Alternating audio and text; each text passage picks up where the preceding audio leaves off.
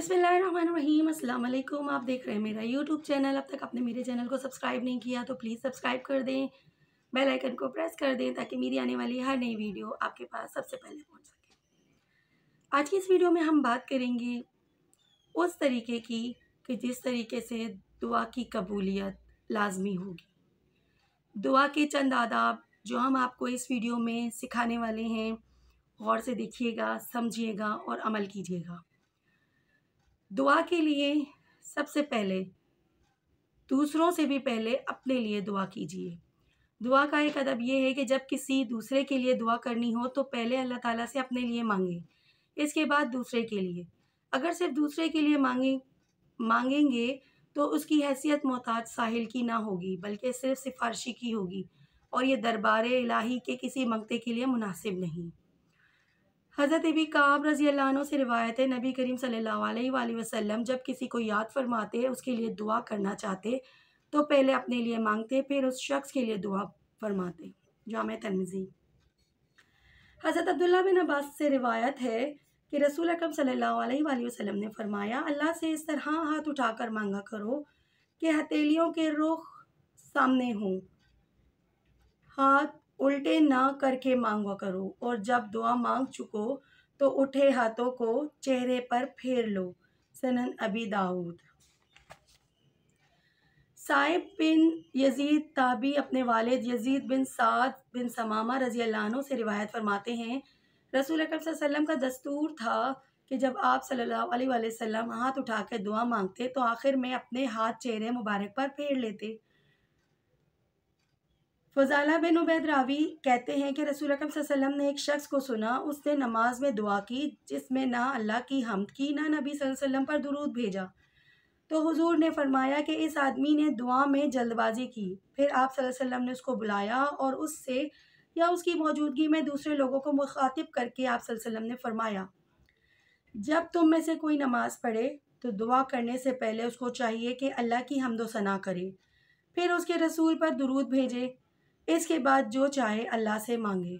सुनन नबी दाऊद।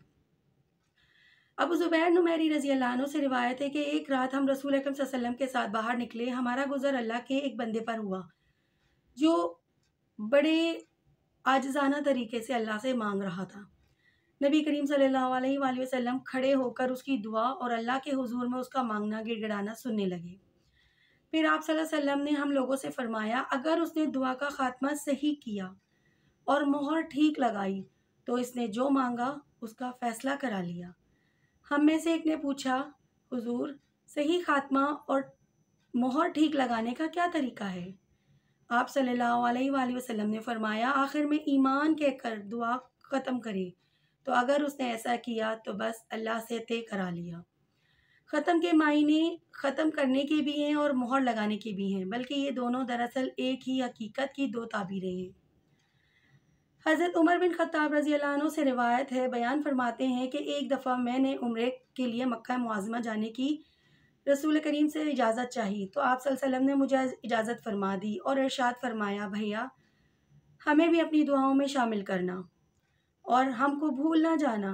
हज़रत उमर रज़ी अल्लाह अन्हु फरमाते हैं कि आप सल्लल्लाहु अलैहि वसल्लम ने मुझे मुखातिब करके ये भैया का जो कलमा कहा, अगर मुझे इसके एवज़ सारी दुनिया दे दी जाए तो मैं राज़ी नहीं होऊंगा। सुनन नबी दाऊद। इस हदीस में रसूल अकरम सल्लल्लाहु अलैहि वसल्लम ने हज़रत उमर को अखी के लफ्ज़ से मुखातिब फरमाया, जो अखी की तस्खीर है और जिसका तर्जुमा भैया के है। इससे हज़रत उमर को जितनी खुशी हुई, जिसका उन्होंने इज़हार फरमाया, वो बिल्कुल बरहक है। हज़रत अबुल दरावा रज़ी अल्लाह अन्हु से रिवायत है कि नबी करीम सल्लल्लाहु अलैहि वसल्लम ने फरमाया, किसी मुसलमान की अपने भाई के लिए गायबाना दुआ कबूल होती है। इसके पास एक फ़रिश्ता है जिसकी ये ड्यूटी है कि जब वो अपने किसी भाई के लिए गायबाना कोई अच्छी दुआ करे तो वो फ़रिश्ता कहता है कि तेरी ये दुआ अल्लाह कबूल करे और तेरे लिए भी इसी का खैर अता फरमाए। सही मुस्लिम। हज़रत अबू हुरैरा रज़ी अल्लाह अन्हु से रिवायत है कि नबी करीम सल्लल्लाहु अलैहि वसल्लम ने फरमाया, 3 दुआएं हैं जो ख़ास तौर से कबूल होती हैं, उनकी कबूलियत में शक नहीं है। एक औलाद के हक़ में माँ बाप की दुआ, दूसरे मुसाफिर और तीसरे मज़लूम की दुआ। सुनन नबी दाऊद। हज़रत अब्दुल्ला बिन अब्बास रज़ी अल्लाह अन्हु से रिवायत है कि नबी करीम सल्लल्लाहु अलैहि वसल्लम ने फरमाया, 5 आदमियों की दुआएं ख़ास तौर पे कबूल होती हैं।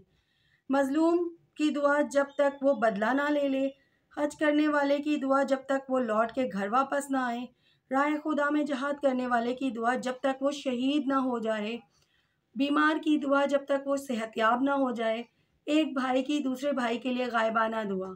ये सब बयान फरमाने के बाद नबी करीम सल्लल्लाहु अलैहि वसल्लम ने इरशाद फरमाया, इन दुआओं में से इन दुआओं में सबसे जल्दी कबूल होने वाली दुआ किसी भाई के लिए गायबाना दुआ है। सुभान अल्लाह।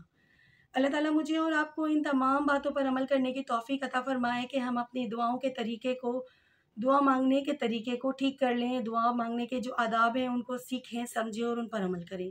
अपनी ख़ास दुआओं में मुझे भी याद रखिएगा। अल्लाह हाफ़िज़।